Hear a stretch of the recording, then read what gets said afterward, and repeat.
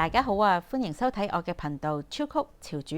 今日想同大家分享一個香港大排檔嘅懷舊小菜，佢就係薑葱炒魚標。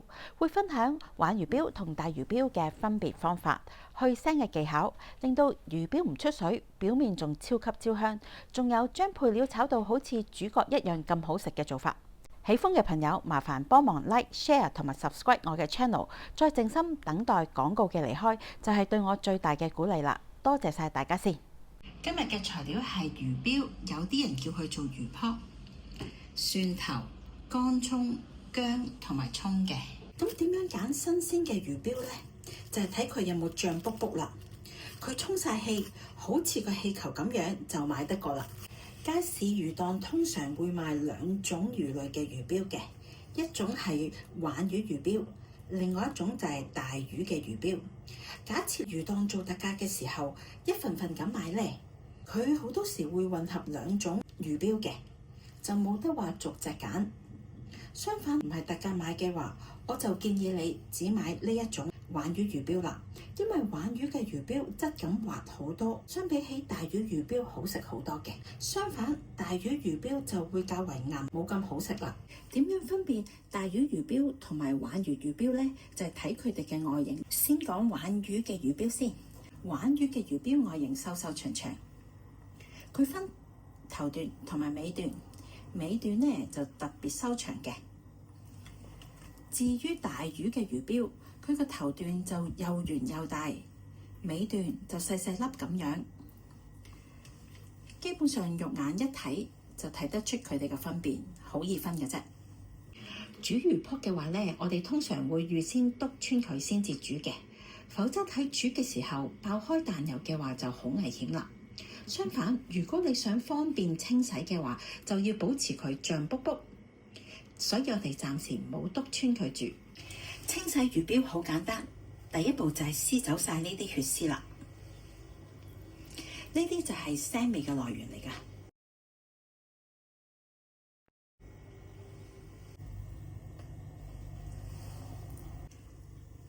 表面嘅血絲已經清除晒之後，我哋繼續由得佢保持脹卜卜咁樣就啱啦。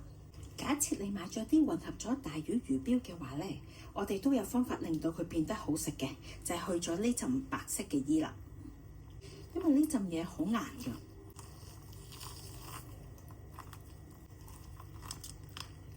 呢陣白色嘅衣啊，就算煮熟咗都會好硬，咬唔爛㗎。所以而家清除咗佢唔要，就會好食好多啦。然後由佢唔使沖水住。我哋落一紮粗鹽，多啲都唔緊要嘅，再加埋鷹粟粉。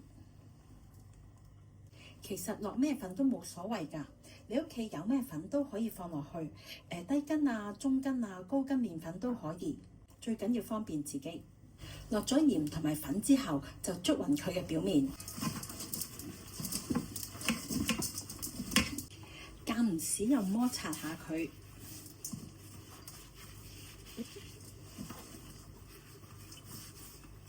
咁所有嘅黏液啊、污糟就會捽走晒㗎啦。呢個情況就好似啲人落磨砂膏去洗面咁樣。好，而家每一個都捽勻勻之後就可以沖水啦。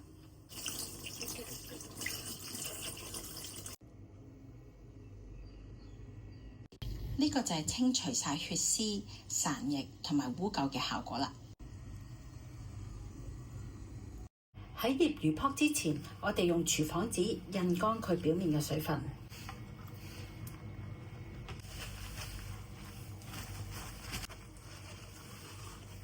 然後用牙籤篤穿魚標，前段同埋尾段都要篤穿，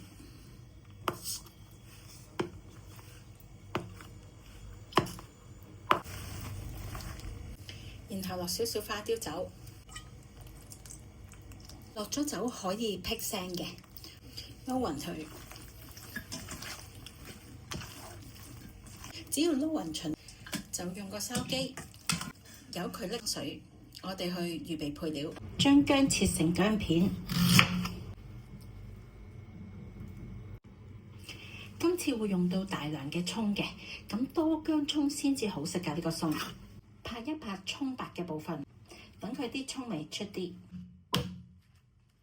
然後好似平時咁切斷。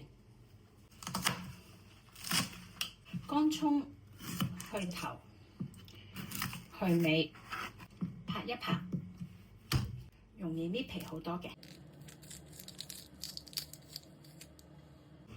然後開半，開半之後再一開四，剁埋個蒜蓉就可以較汁啦。呢個調味汁有鹽、糖、魚露，落咗魚露會令到佢更加鹹香。生抽、老抽，老抽就會令到佢容易上色，靚仔啲。仲有蠔油，最後係水，然後將佢撈勻勻，咁呢個醬汁就搞掂啦。好，5分鐘之後，魚卜佢擎出咗水分，我哋就可以落少少鷹粟粉。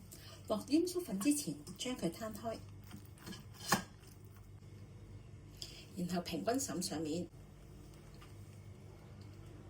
然後撈一撈佢。按住我呢個程序煮嘅魚標唔會出水嘅，再加入鷹粟粉，令到佢煎完之後仲有個焦香效果添。所有嘅材料齊備晒啦，依家煮得。今日用嘅易潔鑊，冷鑊落油，然後開中火，油開始熱就落薑，煎到佢收乾水分，邊位有啲微焦嘅，好似鏡頭咁樣，咁就可以拎起啦。然後用返原油，我哋煎魚標，煎魚標全程大火。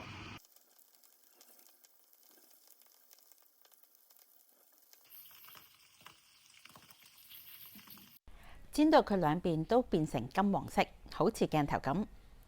再落葱白、乾葱、辣椒同埋蒜頭，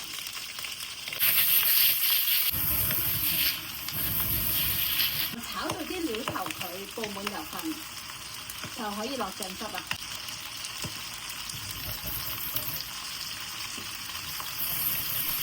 落咗醬汁之後，我哋就撈一撈勻佢。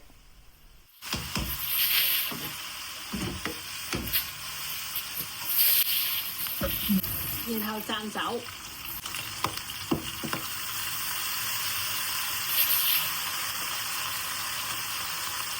灒咗酒之後就落埋葱嘅尾段，炒勻佢，咁就搞掂啦。喜歡嘅朋友，麻煩幫忙 like、share 同埋 subscribe 我嘅 channel， 再撳埋個鐘仔就可以第一時間收到我嘅通知，睇到我最新鮮滾熱辣嘅上載影片啦！非常之感謝大家嘅支持啊，多謝晒，下次再見，拜拜。